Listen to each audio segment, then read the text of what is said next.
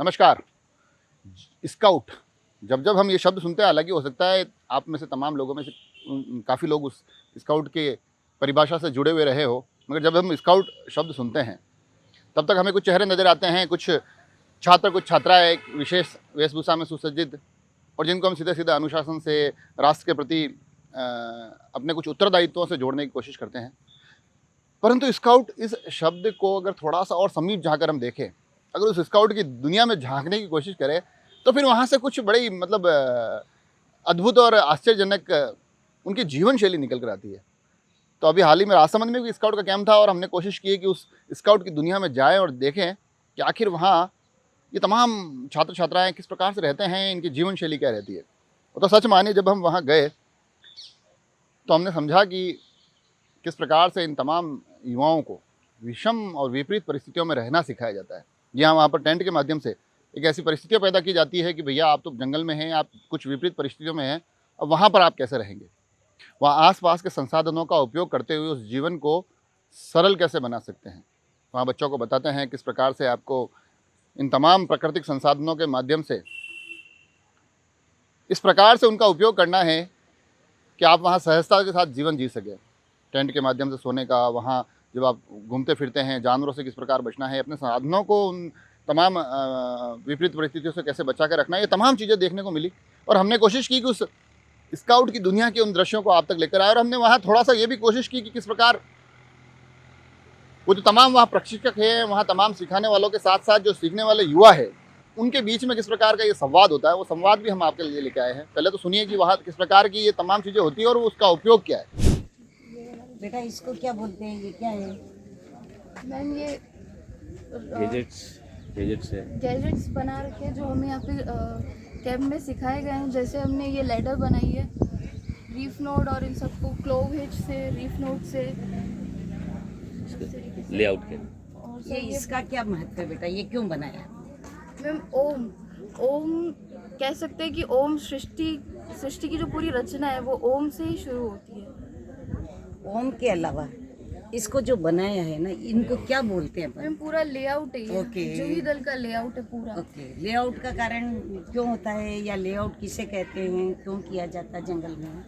Ma'am ये सीखने के लिए किया जाता है कि जंगल में हमारे पास कुछ सुख सुविधाएं रहने की नहीं होती है, तो किस तरीके से कुछ कम संसाधनों के अंदर भी हम रहने के लिए और हमारी अच्छी सुविधाओं के लिए हम लेआउट तैयार करते हैं, सीखते हैं कि कम संसाधनों में भी हम किस तरीके से अपने लिए एक अच्छा निवास बना सकते हैं। मेन कारण क्या सुबह ही लेआउट बनता है?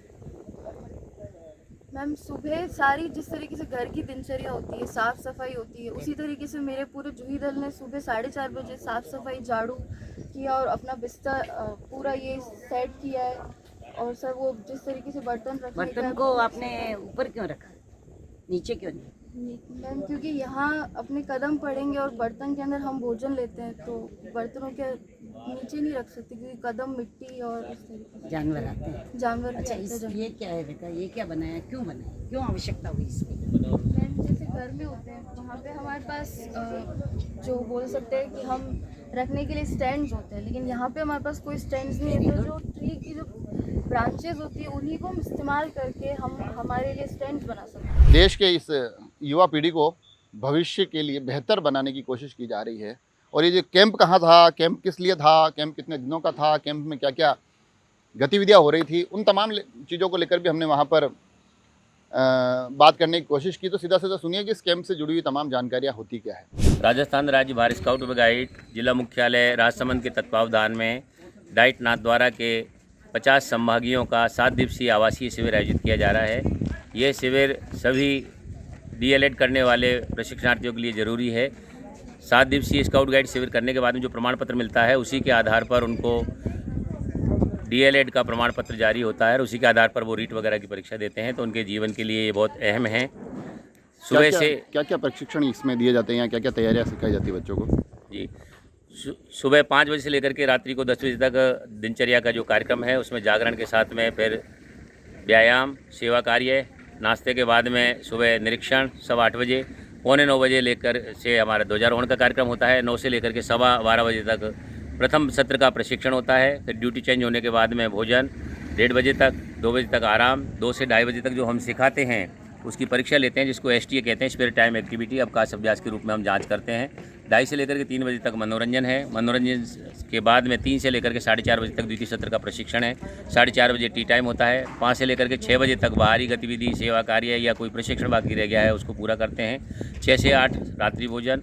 8 से लेकर के 9:30 बजे तक शिविर ज्वाल कार्यक्रम होता है, सांस्कृतिक कार्यक्रम होता है जिसको कैंप फायर कहते हैं। 10 बजे लाइट ऑफ होती है जिसको शयन कहते हैं। और इसमें जो दिनचर्या है उसको पालन करते हुए सभी टोली विधि से सारे कार्यक्रम होते हैं। नहीं, यहाँ आपने जैसे कि काफ़ी टेंट लगा रखे हैं, काफ़ी तरीके से, जैसे जंगल में हाँ। रहने की एक, तो ये क्या थीम है? ये टोली विधि से इसका कार्यक्रम होता है। 8-8 की 4 टोलियाँ इसमें बनाई हुई है हमारे स्काउट विंग की, 2 गाइड विंग की टोलियाँ बनी हुई है।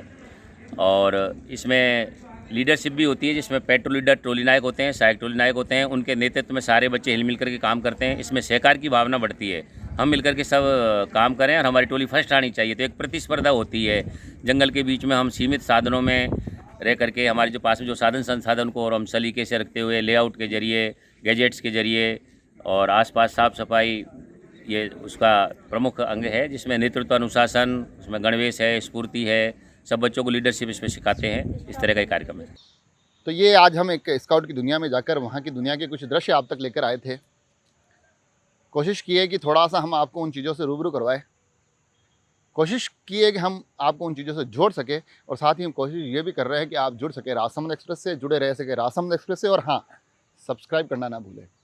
धन्यवाद।